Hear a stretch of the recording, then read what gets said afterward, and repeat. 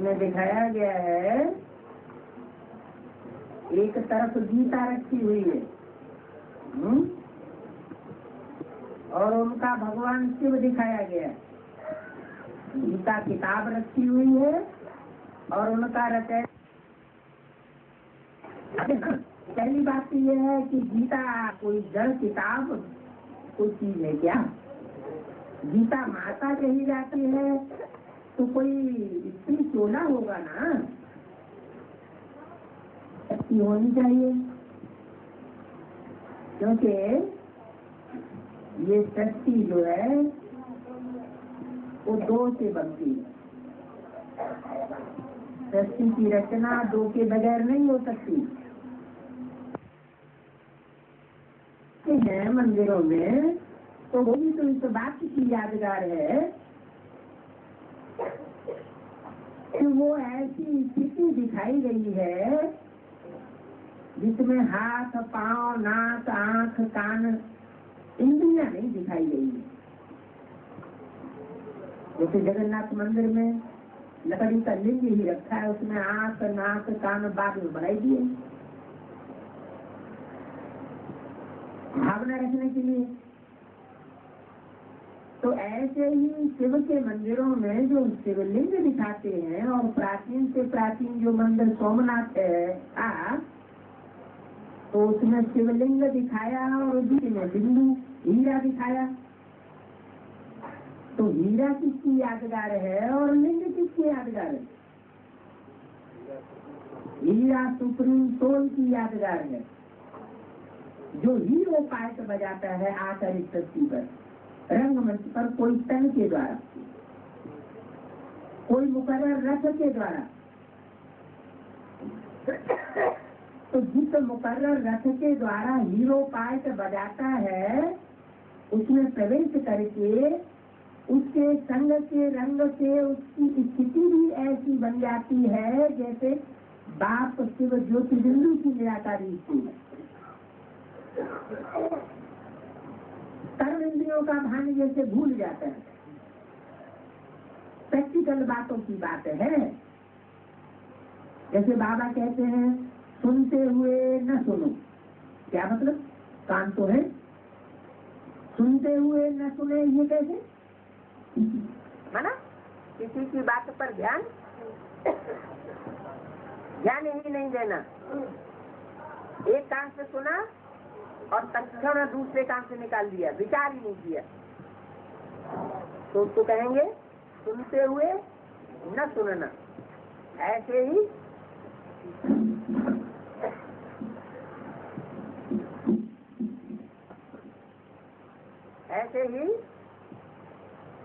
देखते हुए न देखना। जैसे कोई महबूब अपनी महबूबा की याद में जा रहा है और उसकी आंखों के सामने से ढेर सारे लोग निकल गए और उससे कोई पूछता है कि तुम्हारी आंखों के सामने से कौन कौन लोग गुजरे, तो क्या बताएगा? वो तो अंतर्मन से महबूबा को देख रहा है। जब अंतर्मन से महबूबा को देख रहा है तो बाहर की आंख गुजरते हुए लोगों को देखेगी। हमारे सामान्य जीवन में भी ऐसा कभी कभी अनुभव होता है। आंखें हमारी खुली हुई होती हैं, कोई सामने से निकल जाता है, कोई इधर से गुजर जाता है और हमें पता ही नहीं चलता। क्यों? क्योंकि मन दूसरी जगह, अंतर्मन जो है वो दूसरी जगह लगा हुआ है। तो स्थूल इंद्रियां अपना तो विषय है वो ग्रहण नहीं करती है जब तक मन उन विषयों में रमण न करे।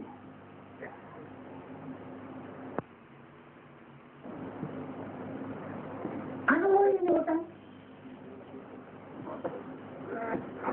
तो उस हिसाब से बताया कि शिवलिंग जो दिखाते हैं, खास करके सोमनाथ मंदिर में दिखाया, अथवा जहाँ कहीं भी शिवलिंग बनाते हैं तो बीच में बिंदु रख देते हैं। तो बिंदु किसकी यादगार है? शिव ज्योति भी की यादगार हो, लेकिन उस शरीरधारी की यादगार है जिसने याद की ऐसी अवस्था पहले पहले बनाई। खुद पुरुषार्थ में ये नियम है, कैसा भी पुरुषार्थ हो उस प्रकार के पुरुषार्थ में जो पहले पहले आगे जाएगा वो नंबर 1 हो जाएगी, उसी का गायन होता है। तो शिव ज्योति बिंदु जिसे मुकर्रर रथ में प्रवेश करता है उसकी स्थिति भी ऐसी बन जाती है। कैसी? निराकारी स्थिति। जैसे शिव ज्योति बिंदु के लिए कहा गया निराकारी, निर्विकारी, निरहंकारी, वो तो 5000 वर्ष के लिए है। निराकारी, निर्विकारी, निरहंकारी। लेकिन संगम युग में हम बच्चों से आकर के जब कार्य रहता है तो हम बच्चों की याद, बुद्धि की याद, बुद्धि से लगातार उसका संग करने से हमारी भी स्थिति नंबरवार ऐसी बनती है। कैसी? बाप समान स्थिति। कौन से बाप समान? मनुष्यों के बाप समान नहीं, शिव ज्योति बिंदु जो आत्माओं बिंदु बिंदु का पाप है उसके समान हमारी स्थिति ऐसी बन जाती है। तो शिव ज्योति बिंदु जिसकी याद से हम बिंदु मत बन जाते हैं, शिव ज्योति बिंदु जैसा अनुभव करते हैं, जैसे सुप्रीम सोल अनुभव कर रहे हैं, ऐसे हम भी अनुभव करते हैं निराकारी, निर्विकारी, निरहंकारी चीज का। तो ये स्टेज बात समान स्टेज हुई। तो शिवलिंग जो दिखाते हैं कि वो गीता का भगवान है, उसका अर्थ समझ करके अगर दिखाया जाए तब भी ठीक है। लेकिन वो क्या समझते हैं? चित्र बनाने वाले, उन्होंने जिस समय चित्र बनाया कि गीता का भगवान ये शिवलिंग शिव है अथवा श्री कृष्ण है, श्री कृष्ण का चित्र दे दिया है और शिव का चित्र नहीं दिया है, लिंग दिया है। शिव का चित्र खींचा जा सकता है, बिंदु का तो चित्र खींचा ही नहीं जा सकता। चित्र किसका खींचा जाएगा? साकार शरीरधारी का। कैमरा भी फोटो किसका लेगा? आत्मा का फोटो लेगा। बिंदु बिंदु आत्मा का पाप जो शिव ज्योति बिंदु है उसका फोटो लेगा या शरीर का फोटो लेगा? शरीर का फोटो लेगा। तो वो तो बिंदु बिंदु आत्माओं का सिर्फ बाप है, दूसरा कोई संबंध उसके साथ जुटता ही नहीं। क्यों नहीं जुटता? क्योंकि ये नियम है संबंध जोड़ने के लिए कि जो जैसा हो उसी कैटेगरी का दूसरा भी हो तब संबंध जुड़ता है, नहीं तो संबंध जुड़ते हुए भी टूट जाता है। जैसे कोई एक बहुत करोड़पति अरबपति हो और अपने बच्चे का संबंध जोड़े बहुत गरीब के साथ, भिखमंगे, रोड के भिखमंगे के साथ, उसकी बच्चे के साथ अपना बेटे का संबंध जोड़ दे तो ज्यादा दिन चलेगा क्या? चलेगा ही नहीं, शुरुआत से ही फाउंडेशन खराब हो जाएगा। तो ऐसे ही शिव ज्योति बिंदु का कनेक्शन जुड़ता ही है जो आत्मिक स्टेज में बच्चे स्थित हो जाते हैं उनके साथ। किस रूप में जुड़ता है? कौन से संबंध में जुड़ता है? बाप, बस, दूसरा कोई संबंध नहीं। रूहानी बाप रूहानी बच्चों से बात करते हैं तो बाप है शिव ज्योति बिंदु रूप में। लेकिन वो ज्योति बिंदु जब शरीर में प्रवेश करता है, मुकर्रर रथ में प्रवेश करता है, तो अनेक संबंध बन सकते हैं। साकार में अनेक संबंध बन सकते हैं। वो गुरु भी बनता है, सदगुरु मिला दलाल, तो दलाल बीच में मीडिया साकार होगा निराकार होगा? साकार। अकाल मूर्त कहते हैं सदगुरु को, माना उसकी मूर्ति नहीं है, ऐसे कह सकते हैं।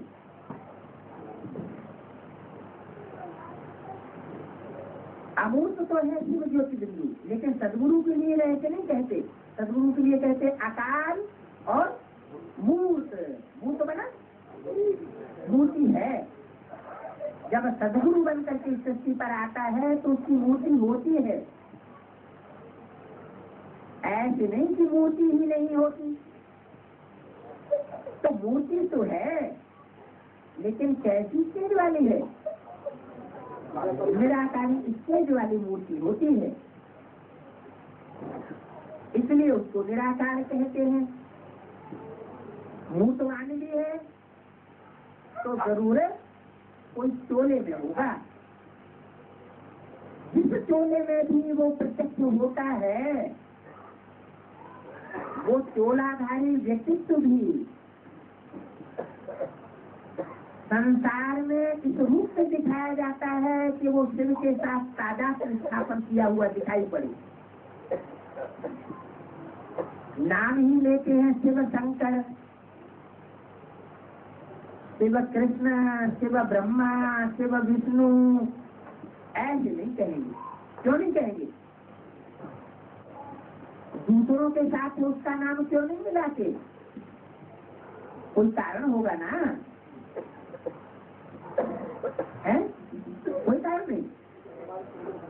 शिव के साथ शंकर का ही नाम क्यों जोड़ा जाता है, दूसरों का क्यों नहीं जोड़ा जाता?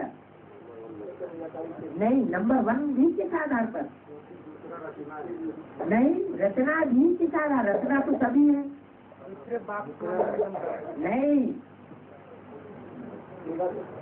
हाँ, वो तादाद में इसलिए समान रूप में जोड़ा जाता है शिव का शंकर के साथ, दूसरों का नाम नहीं जोड़ा जाता।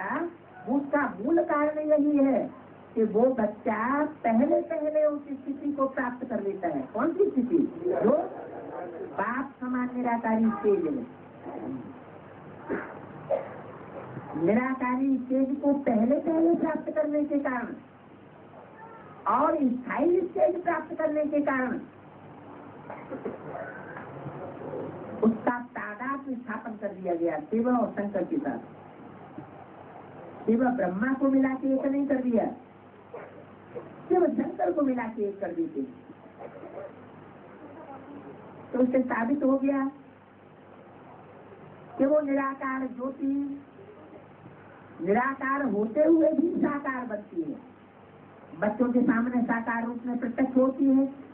इसलिए शास्त्रों में लिख भी दिया है, सगुण ही माना साकार, अगुण ही माना निराकार, सगुण ही अगुण ही नहीं कछु भेदा, कोई भेद नहीं है। क्यों भेद नहीं है? कि जो साकार है वही निराकारी स्टेज प्राप्त कर लेता है, जो निराकार है वही साकार में प्रवेश करके साकारी बन जाता है। इसलिए चाहे सगुण हो चाहे अगुण हो, लेकिन वो समझ पूर्वक बुद्धि में बात बैठी हुई हो कि वो निराकार कैसे साकार बनता है अथवा वो साकार कैसे निराकार बन जाता है, तब कोई भेद नहीं है। भेद बुद्धि तब होगी जबकि समझ नहीं होगी, ज्ञान नहीं होगा, बात की पूरी पहचान नहीं होगी, तो भेद बुद्धि पैदा हो जाएगी। तो निराकार ज्योति बिंदु शिव जो लिंग दिखा देते हैं वो लिंग की बात नहीं है, वो तो पति भी बनता है। गीता माता कहा ही तब जाता है जबकि कोई उसका पति हो, नहीं तो कन्या होनी चाहिए। जब गीता माता कहते हैं तो पति जरूर हुआ, और वो पति साकार रूप में होगा या बिंदु रूप में होगा? बिंदु रूप में तो वो सिर्फ बाप है, बिंदु बिंदु आत्माओं का। जब साकार में प्रवेश करता है तो अनेक प्रकार के संबंध जुटते हैं, तो वो पतियों का पति कहा जाता है। गीता माता का भी पति है, उसे प्रकृति पति कहा जाता है। जो प्रकृति रचना है, प्रकृति कृति है, सबसे पावरफुल रचना है, उसका पति है। तो सबसे पावरफुल शास्त्र कौन सा बताया? गीता। क्यों? बाइबल को क्यों नहीं बताया? कुरान को क्यों नहीं बताया? धर्मपद को क्यों नहीं बताया? क्योंकि और जो शास्त्र हैं, जड़ शास्त्रों की बात नहीं कर रहे, उनमें भी कोई न कोई चैतन्य शक्तियां हैं चलाने वाली, भले वो निवृत्ति मार्ग के धर्म है, लेकिन गुप्त है। वो शक्तियां वहां मर्ज कर दी जाती हैं निवृत्ति मार्ग के धर्मों में। तो वो शक्तियां हैं शासन करने वाली। इसको शासन करने वाली शास्त्र धातु से बनता है शास्त्र। जैसे कहते हैं संविधान, भारत देश को कंट्रोल करने वाली किताब कौन सी है? भारतीय संविधान। तो वो तो जड़ की बात हो गई।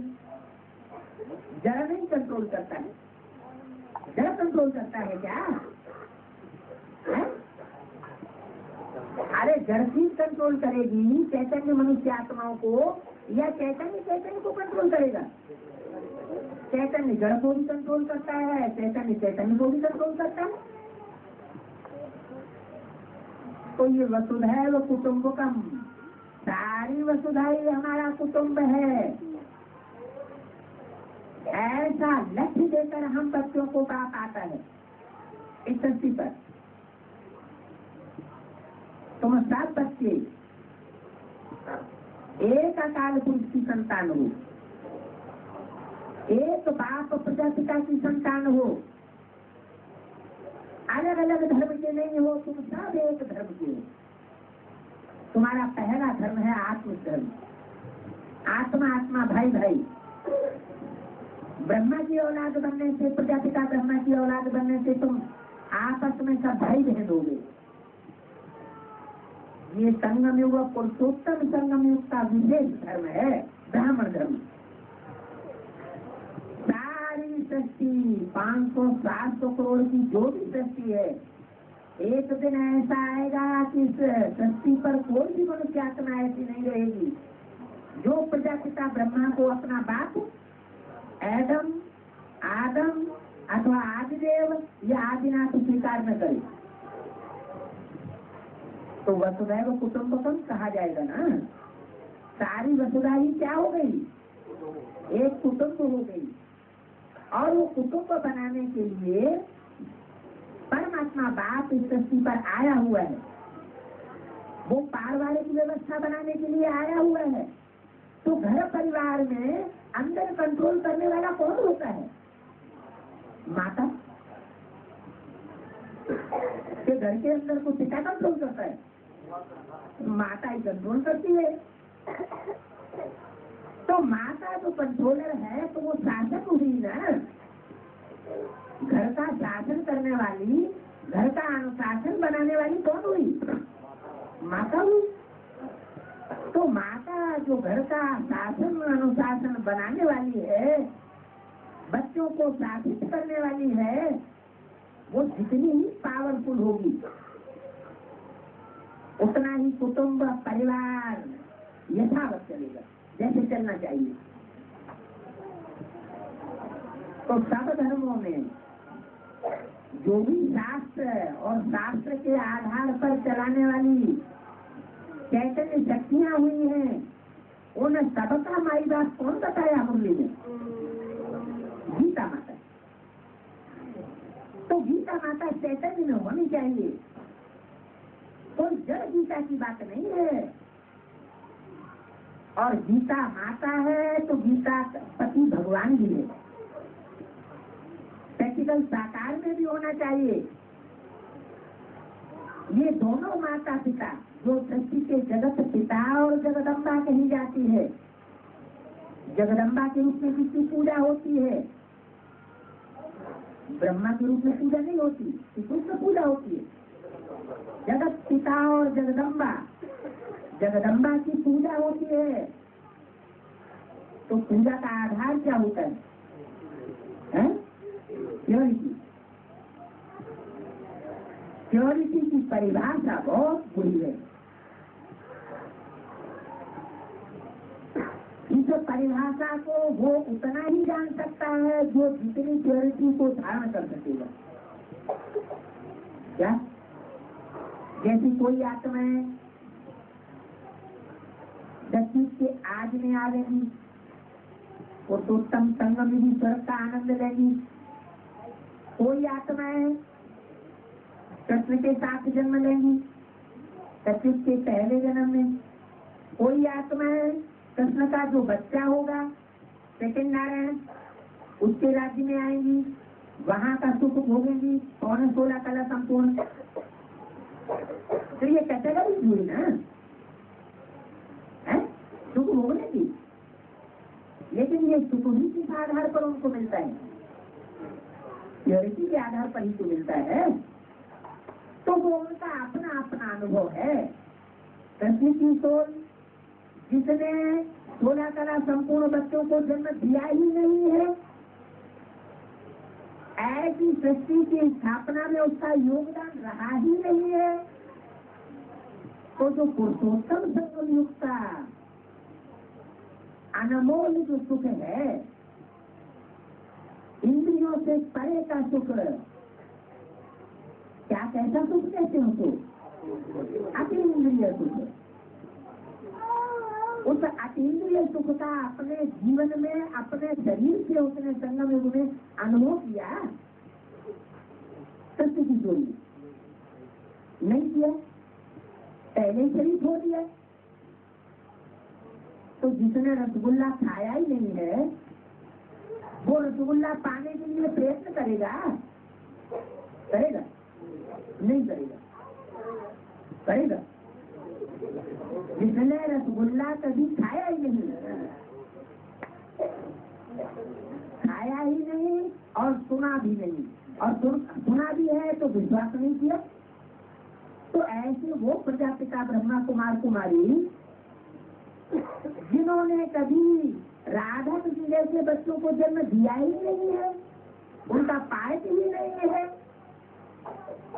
तो वो आत्माएं संगम की जो सर्वोपरि सुख है स्वर्णिम संगम युग का, उसका अनुभव कर सकेंगी? न अनुभव कर सकेंगी और न उसके लिए इच्छा करेंगी। जब इच्छा ही नहीं करेंगी तो उनका लक्ष्य है ही नहीं, लक्ष्य नहीं है तो लक्षण भी नहीं है, और जब लक्षण नहीं आएंगे तो वो आत्माएं कमजोर रह जाएंगी ना। तो यही प्योरिटी की बात है। जितनी उच्च कोटि की प्योरिटी धारण की होगी, वो आत्मा अभी भी उतना ही पुरुषार्थ करेगी।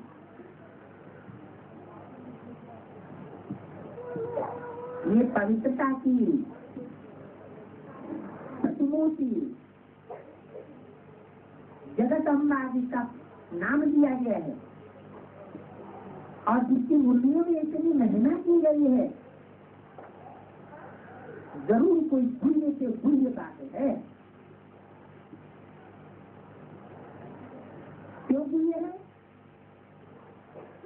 ये गुह्य राजयोग की प्राप्ति सबने क्यों नहीं इतनी प्राप्त कर पाई? सिर्फ उसका ही टाइम क्यों है? कल जैसे वाणी में आया, जगदम्बा का बहुत बड़ा मेला मनाते हैं, बड़े से बड़ा मेला जगदम्बा का मनाते हैं। अमरनाथ की यात्रा पर जाते हैं, वहां भी इतनी भीड़ नहीं लगती। वैष्णो देवी के मंदिर में बहुत भारी भीड़ लगती है। कारण क्या बताया? बाप से ज्यादा मिलन का अनुभव किया है तो शक्ति भी उसने उतनी ही भरी होगी ना।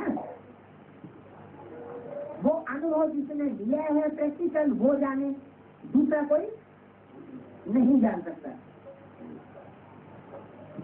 तो ऐसे ही नंबरवार पुरुषार्थ संसारात्माएं हैं जो परमात्मा बाप के उस प्रैक्टिकल पार्ट को समझती है और द्वापर रूप से पूजा भी करती है।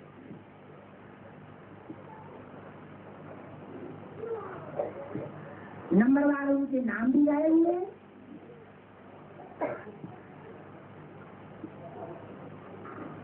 शैव संप्रदाय, वैष्णव संप्रदाय, नाम तो हुए ना। तो जिसने जितना संग का रंग लगाया है वो संग का रंग कोई एक उंगली की बात नहीं है। मुख्य बात याद की है, यह संग साकार में लेने की बात है। प्राप्ति किससे होती है? याद की। लेकिन याद तब तक नहीं आती जब तक तो कोई प्रैक्टिकल साथ में आंख से कम देखा हुआ तो हो, तो याद की आती। आंख का असर सबसे जास्ती पड़ता है। तो दृष्टि का जो असर पड़ता है उस दृष्टि के असर से भी कोई ज्यादा याद आ सकता है। क्या कहा? दृष्टि की पावर से, दृष्टि के संयोग से जो आकर्षण होता है वो सर्वोपरि हो सकता है। लेकिन दृष्टि लेने वाले के अंदर अगर देहभान भरा हुआ होगा तो रिजल्ट क्या होगा? वो दृष्टि तक ही सीमित नहीं रहेगा। देहभान कहाँ तक पहुंच जाएगा? कर्मेंद्रियों तक भी पहुंच जाएगा।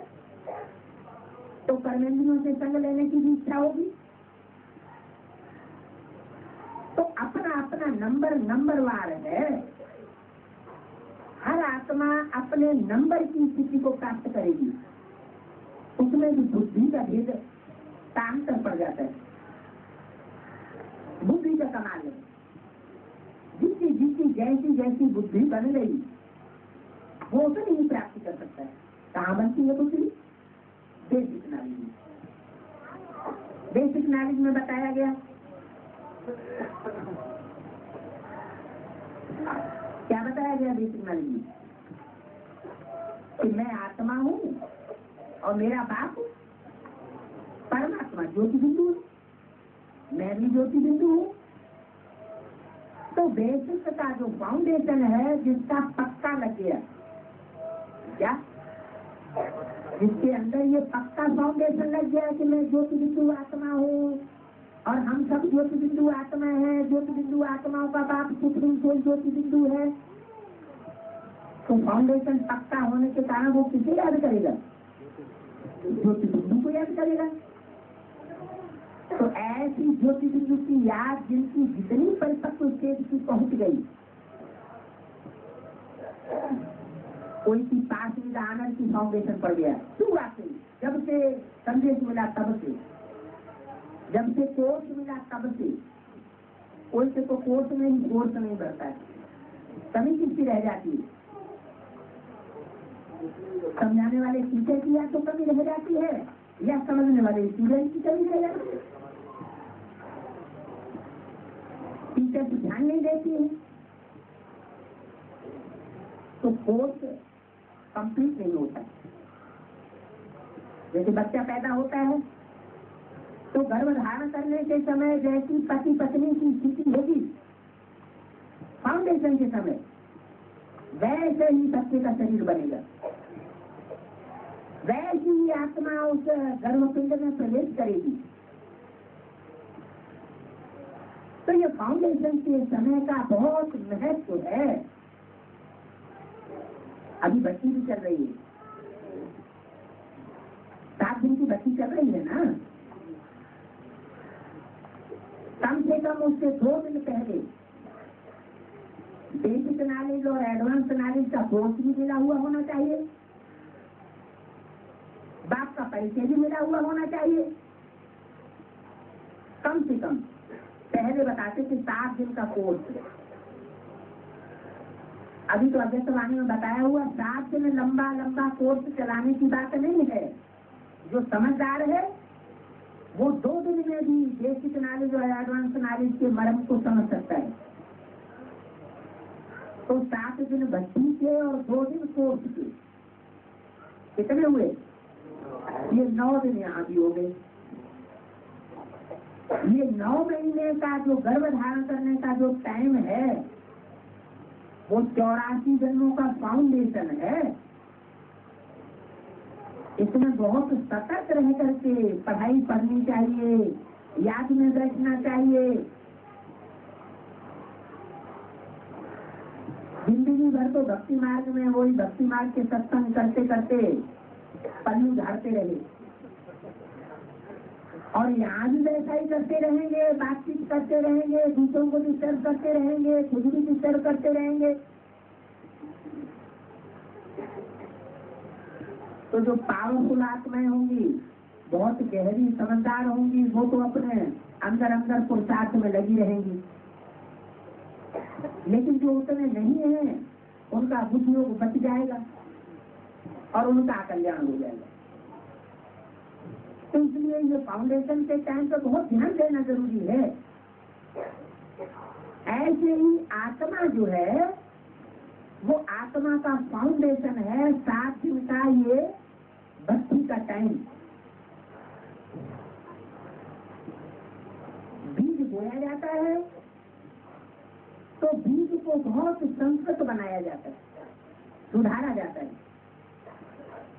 बीज अगर सुधरा हुआ नहीं होता है तो वृक्ष भी सुधरा हुआ नहीं कर सकता। ऐसे धरणी भी, धरणी अगर भुरभुरी मटीली जमीन तैयार नहीं की जाएगी, पहले से पथरीली की पथरी नहीं बनी रहेगी तो पैदाइश जल्दी नहीं होगी। बीज कितना भी अच्छा हो लेकिन पौधा वृक्ष सरसब्ज नहीं होगा। तो आत्मा में परमात्मा बाप की याद का फाउंडेशन जिन्होंने दूसरी की स्टेज का बेसिक नॉलेज से ही पक्का कर लिया, माना पहले दिन का जो कोर्स है जिसमें बेसिक नॉलेज दी जा सकती है, वही अगर किसी का कच्चा रह गया तो 84 जन्मों का फाउंडेशन कैसा हो गया? कच्चा ही रह जाएगा। इसलिए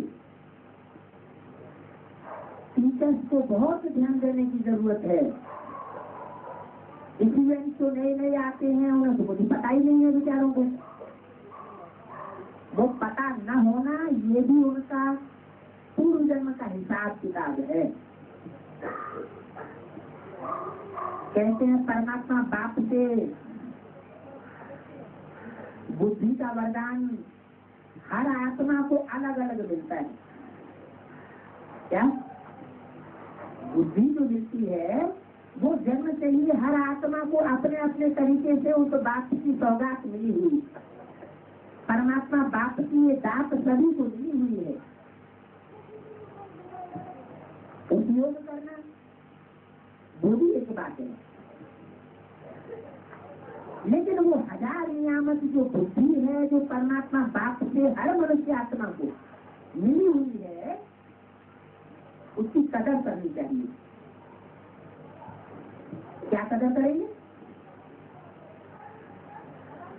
दूसरों के सुने सुनाए पर नहीं चलना चाहिए। दूसरा कोई क्या सुनाता है इस पर नहीं चलना चाहिए। अपनी बुद्धि से हर बात का फैसला करना चाहिए। परमात्मा बाप हमको इस बात में सहयोग दे सकता है अगर हम हिम्मत करेंगे। जो बुद्धिमानों की बुद्धि बाप है, उसकी दी हुई जो दात है, 1000 नियामत है बुद्धि, अगर हम उसका उपयोग करने की हिम्मत करेंगे तो परमात्मा बाप से हमको जरूर सहयोग देता है। हिम्मत बच्चे मदद बाप। तो ये फाउंडेशन का पीरियड, इसमें ज्योति बिंदु आत्मा की याद का जिसने जितना जितना अच्छा फाउंडेशन डाल लिया वो उसका अंत समय तक चलता है, 5000 वर्ष तक चलता है। और जितनी जितने प्रैक्टिस कर ली, अर्जुन से भगवान ने कहा, अर्जुन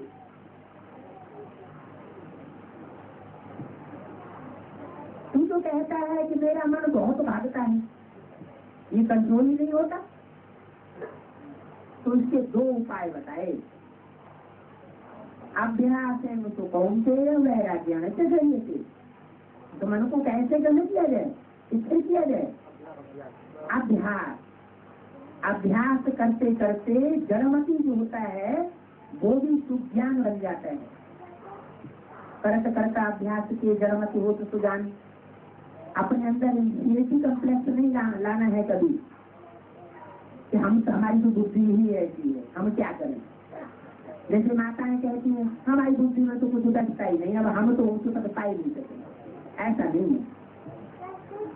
ये परमात्मा बाप की ऐसी पढ़ाई है, कोई कितना भी जड़ बुद्धि हो, अगर अपनी बुद्धि को समर्पित कर दे, जो भी बुद्धि जैसी भी है, जैसे बाबा कहते हैं तुम जो भी हो जैसे भी हो किसके हो, मेरे हो।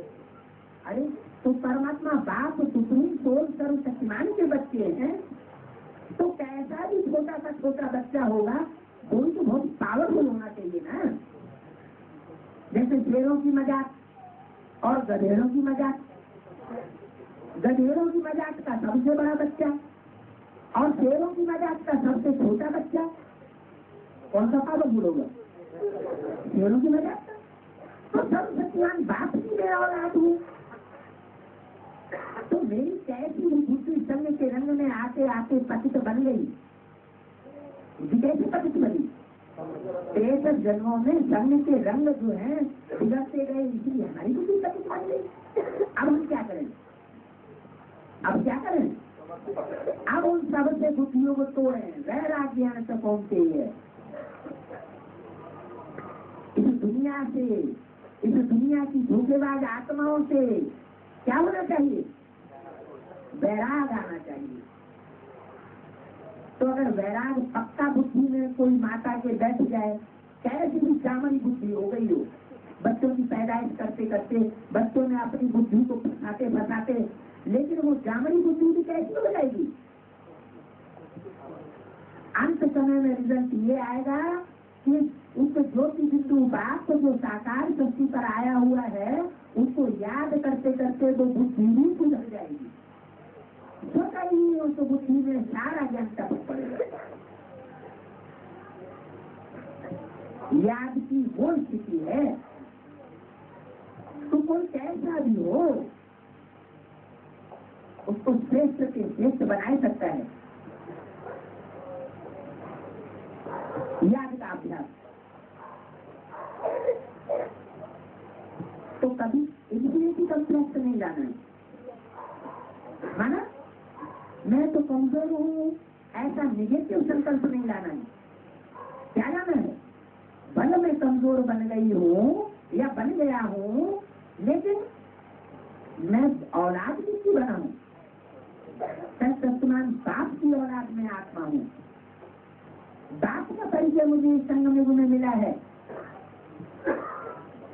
बाप की याद से, बाप के सहयोग से इस संगम युग को मैं सार्थक कर सकता हूँ, कर सकती हूँ। क्यों? क्योंकि ये संगम युग है, असंभव को संभव करने का युग। इस संगम युग में ही मूकम करोति वाचालम पंगुम लंघयते गिरम, इसे श्लोक बनाई दिए हैं शास्त्रों में, लेकिन वो प्रैक्टिकल में साबित नहीं हुए। मूकम माना जो मूंगा आदमी है, वो बोलने लग पड़ता है, जिसने कभी भाषणबाजी की नहीं हो, जो किसी से बात करने में भी शर्माता हो, वो व्यक्ति भी बोलने लग पड़ता है। सारे संसार को भाषण देने लग पड़ता है। छोटी छोटी कन्याएं अभी अभी आती हैं और अभी अभी दीदी दादी बन जाती। तो मुंह कम करो कि वाचालम पंगुम लंग रहे थे। जो लंगड़ा है वो पहाड़ को पार कर जाता है। क्या लंगड़े अंधे की कहानी है ना। विषय वैतरणी नदी पार करने के लिए लंगड़ा और अंधा कैसे पार करें, वही नहीं करती। तो क्या किया, लंगड़े ने अंधे का सहारा ले लिया। वो उसके ऊपर सवार हो गया, रास्ता बताता जाता है लंगड़ा।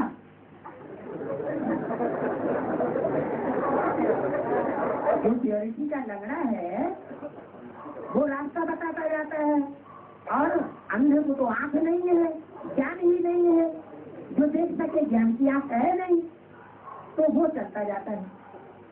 इस तरह विषय वैतरणी नदी पार हो गई। तो ये जो बात बताई गई है शास्त्रों में कि जो असंभव कार्य है वो भी संभव हो सकता है,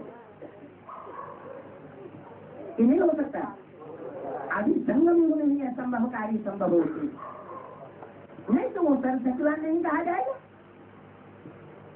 सर्वशक्तिवान का अर्थ है जो भगत लोग ये लगाए लेते हैं कि मक्खी मर गई और उसको अगर जिंदा करके दिखाए तो हम भगवान माने। अरे ये मतलब नहीं है कि जो मुर्दा आदमी है उसको जिंदा करके दिखाए तो भगवान हो गया। भगवान कभी प्रकृति के नियमों को तोड़ता नहीं है। तो असंभव जो कार्य है संभव होने योग्य है, उन असंभव कार्यों को संभव करने का ये युग है। एक भी ऐसी कंप्लेक्स आने की बात ही नहीं, नेगेटिव संकल्प करने की बात ही नहीं। अभी बात हमारा सहयोगी बना है। हमारा परिवार बड़े से बड़ा परिवार है, ऊंचे से ऊंचा हमारा धर्म है, ऊंचे से ऊंचा हमको गुरु मिला हुआ है, और गुरु सब झूठे साबित होते हैं। वो सदगुरु निराकार एक कहा जाता है। वो सच्चा सदगुरु सच्चा बादशाह हमको मिला हुआ है, हम उसके बच्चे बने। तो किसी बादशाह का कैसा भी बच्चा क्यों न हो, मान लो किसी बादशाह को, सम्राट को लूला लंगड़ा अंधा कोढ़ी बच्चा पैदा हो जाए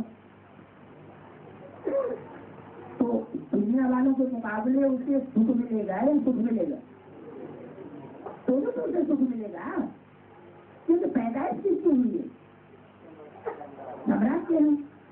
तो इसलिए कभी अपने अंदर इस तरह की कोई बात नहीं है, मन के अंदर लानी चाहिए कि मैं तो कमजोर हूँ। बाबा तो कहते हैं ना दूसरों की कमी को देखो और ना अपनी कमी को देखो। दूसरों की शक्तियों को देखो, दूसरों के गुणों को देखो, अपनी शक्तियों को देखो, अपने गुणों को देखो, तो वो गुण जो आगे बढ़ाएंगे उन गुणों से ही आत्मा पावरफुल बन जाएगी। तो फाउंडेशन की बात हो रही थी कि फाउंडेशन के टाइम पर बहुत सतर्कता से, बहुत ध्यान देने की जरूरत है, नहीं तो आत्मा हमारी कमजोर नहीं है। आत्मा में बहुत पावर थी और पावर है, सिर्फ उसे ज्ञान से जागृत करने की बात है।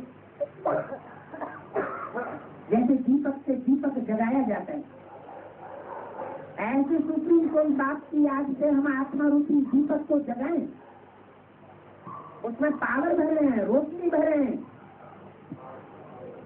क्या होगा उससे? उससे होगा क्या? उससे रिजल्ट आएगा कि हमारी आत्मा में रोशनी आ जाएगी, शक्ति आ जाएगी, आत्मा पावरफुल हो जाएगी। तो माताएं वो तो नीचे गिरी हुई है इस आखिरी जन्म में, गिरते गिरते गिरते गिरते बिल्कुल पैरों के नीचे आ गई। अपने पति के पैरों के नीचे ही नहीं आ गई, और जो गुरु बनते हैं उनके भी पैरों पड़ने लग पड़ी। अब बाप आकर के उनको ऊंचा उठाते हैं। जो वयोवृद्ध है, पुरुष हैं, पांडव हैं, उनको भी बाप आकर के ऊंचा उठाते हैं। क्यों? क्योंकि अनुभवी है जीवन की। जो अनुभव प्राप्त कर लेता है उसे वानप्रस्थ बनने में देर नहीं लगती। वो वाणी से परे हो सकता है, क्योंकि दुनिया से उसको वैराग आ जाता है। और जिसके अंदर वैराग आ जाता है उसको ज्ञान सहज ही गहराई तक बैठ जाता है। वैराग से ही ज्ञान पैदा होता है। अगर इस दुनिया से वैराग पैदा नहीं हुआ तो ज्ञान तह तक बुद्धि में नहीं बैठ सकता। तो आत्मा में वो निराकारी स्टेज घर कर जाए तब कहा जाता है कि निराकारी आत्मा बन गई। निराकारी आत्मा निर्विकारी जरूर बनती है। इस कोटि तक निर्विकारी बनती है, ये अपने अपने ज्ञान की गहराई में पहुंचने की बात है।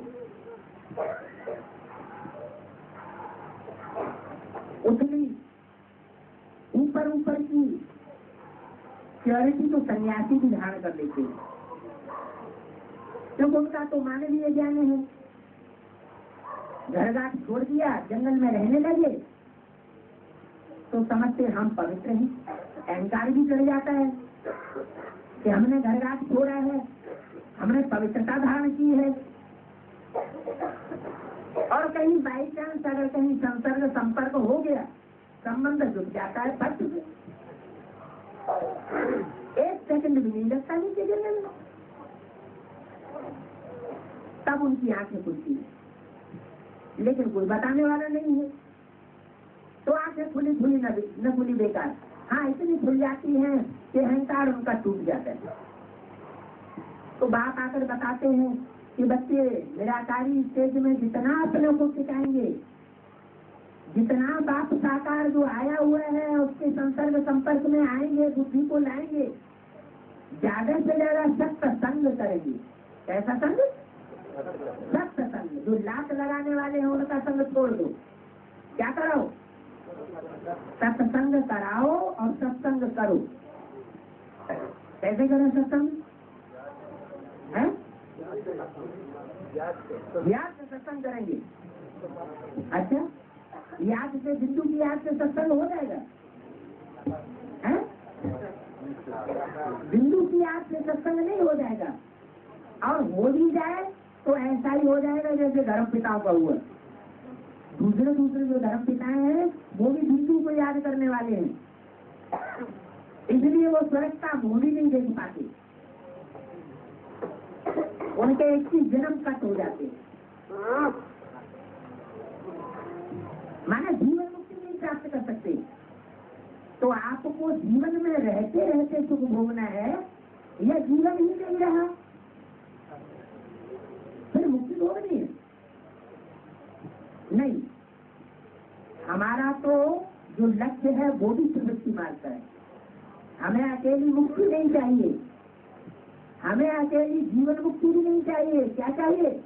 मुक्ति और जीवन मुक्ति दोनों चाहिए। तो निराकार भी चाहिए, साकार भी चाहिए।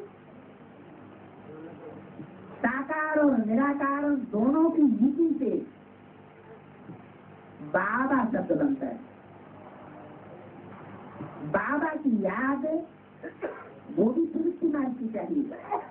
कैसी याद चाहिए? प्रवृत्ति मार्ग की याद। तो हमारी प्रवृत्ति मार्ग की याद से प्रवृत्ति मार्ग की याद बना। प्रवृत्ति मार्ग की याद का अर्थ गलत नहीं लगा लेना। जैसे बहुत ही ये गलत अर्थ लगा लेते हैं। बाबा ने कहा प्रवृत्ति मार्ग की याद करनी है तो माँ को भी याद करना है, ब्रह्मा को भी याद करना है। ब्रह्मा को कभी याद करने के लिए नहीं बोला।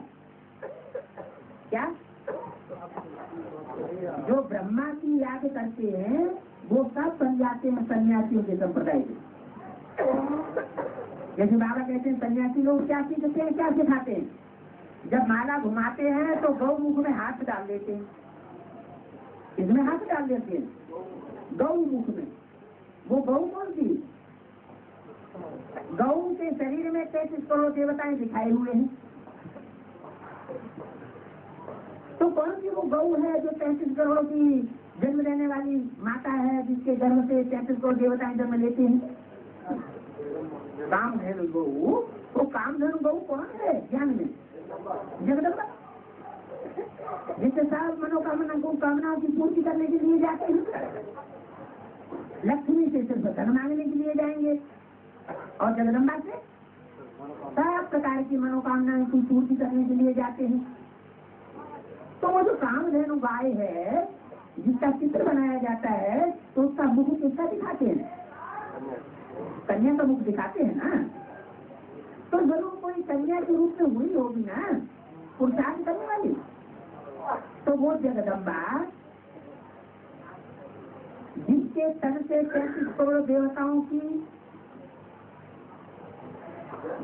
चित्र दिखाए गए हैं, जिसके तन में या जिसके पेट में, बुद्धरू की पेट में ब्रह्मा से ही सारी सृष्टि उत्पन्न होती है।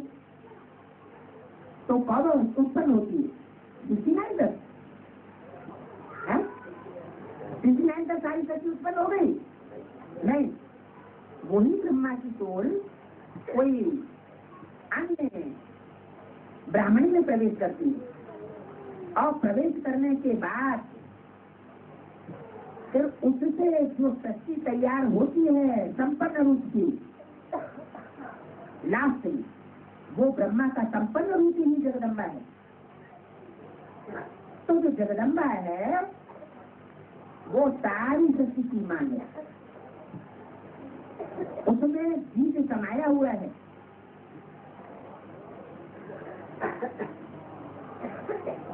वो बीज पावरफुल कार्य करता है। क्या पावरफुल कार्य करता है? परिवार को संभालने का। जिसका अपना परिवार ही गड्ढे में चला जाए, वो विश्व का कल्याण करेगा? है? नहीं कर सकता। विश्व का कल्याण तभी हो सकता है जब पारिवारिक इकाई से उत्थान शुरू हो। तो वसुधैव कुटुंबकम, सारी वसुधा ही कुटुंब तब बनेगी जब माता पिता दोनों मौजूद हो और माता के हाथ में सारी शक्ति की कंट्रोलिंग पावर आ चुकी है। इसलिए बाबा ने क्या बोला मुरली में? शिव बाप से बादशाही स्थिति मिलती है किसको? प्रजापिता को। और प्रजापिता से मिलती है जगदम्बा को, और जगदम्बा से फिर सारे बच्चों को मिलती है। कैसे मिलती? जरूर पालना मिली होगी ना। तो वो पालना, परिवार को पालने की शक्ति, वो परिवार को शासन अनुशासन में लाने की शक्ति, वो जगदम्बा की शक्ति है।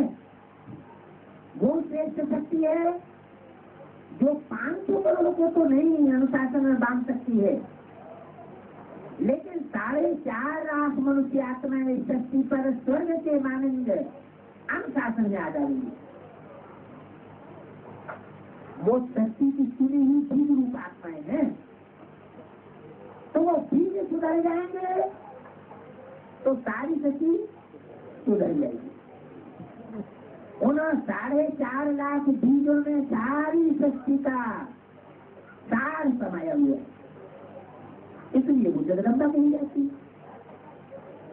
4.5 लाख बच्चे उसकी छत्र छाया के अंदर, उस परिवार में पलने वाले संसार के अंदर साबित हो जाएंगे प्रैक्टिकल में। और उनमें 4.5 लाख प्रवेश की हुई आत्माएं तो कितनी हो गई? 9 लाख। इसलिए कहते हैं कि आसमान में कितने सितारे?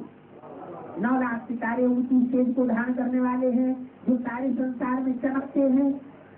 दुनिया में अज्ञान अंधकार तो बढ़ता ही चला जाएगा, लेकिन अंधकार जितना जितना बढ़ेगा उतना उतना वो सितारे सारे संसार में चमकते रहेंगे, सारे संसार की नजरों में चमकेंगे।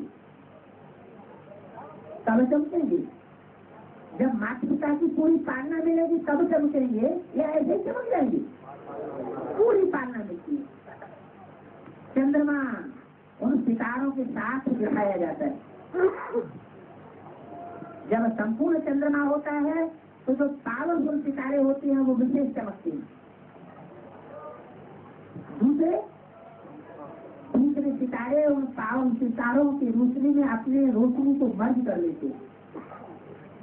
जैसे कहा जाता है बड़ा भाई बाप समान होता है, तो ऐसे अब संगम युग में जो पुरुषोत्तम आत्माओं में जो उत्तम आत्माएं हैं वो प्रत्यक्ष कब होगी? जब माँ की गोद की पालना लेंगी। क्या पालना लेंगी? माताएं भी दो होती हैं परिवार में, एक होती है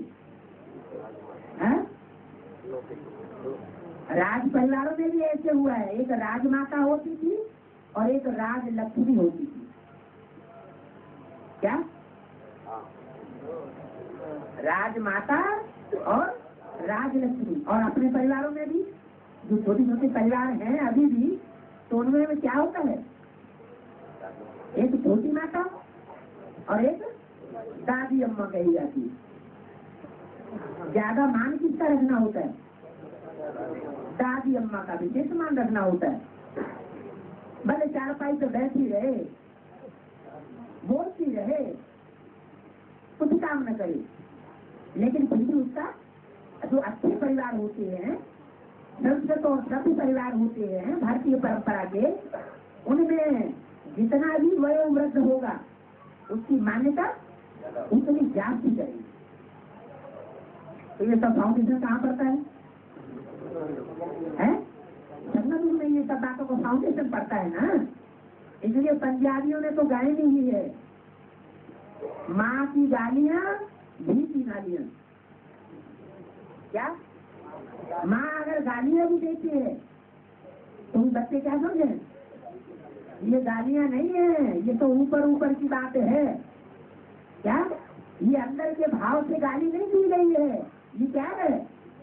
ये घी की नाली है, जैसे कोई घी में स्नान करता है। ऊपर ऊपर की बात है, माने अंदर से कोई विद्वेष की भावना माँ के अंदर नहीं पनप रही है, जो कोई अभिशाप लग जाएगा। तो माता वो सारे जगत की माता है। भले विधर्मी और विदेशी उसके स्वभाव को नहीं जानते हैं, इसलिए दुष्टता करते हैं।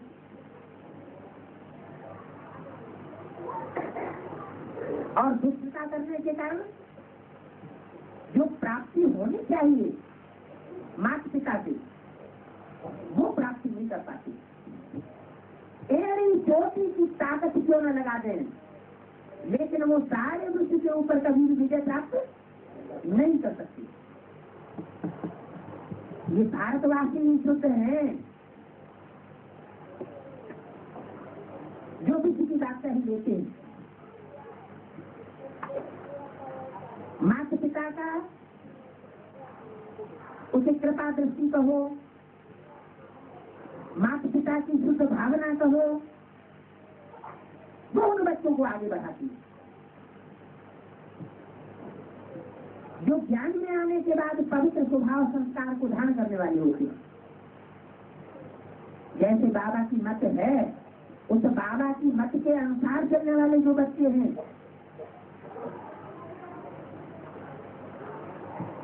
माँ का भी आदर करते हैं।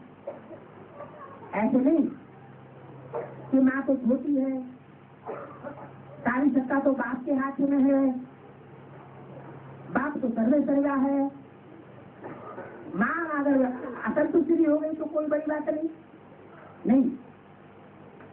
बाबा जब आगे रख रहे हैं माता को, तो बच्चों को भी सीधे आगे रखना है, माता को ही आगे रखना है। बाप इसलिए माता को आगे रख रहे हैं कि बच्चे उसका निरादर न करें,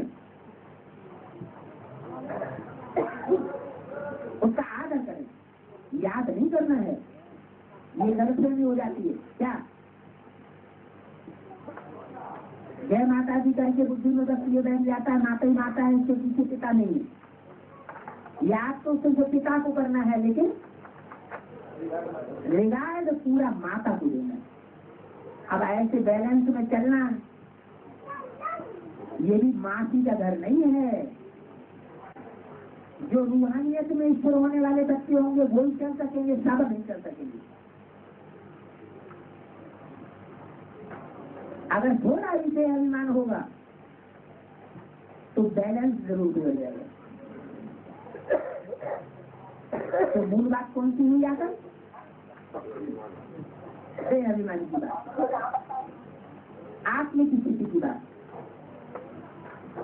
इसलिए बाबा ने बताया कि अमृत बेला अगर सुधरा तो सब सुधर जाएगा।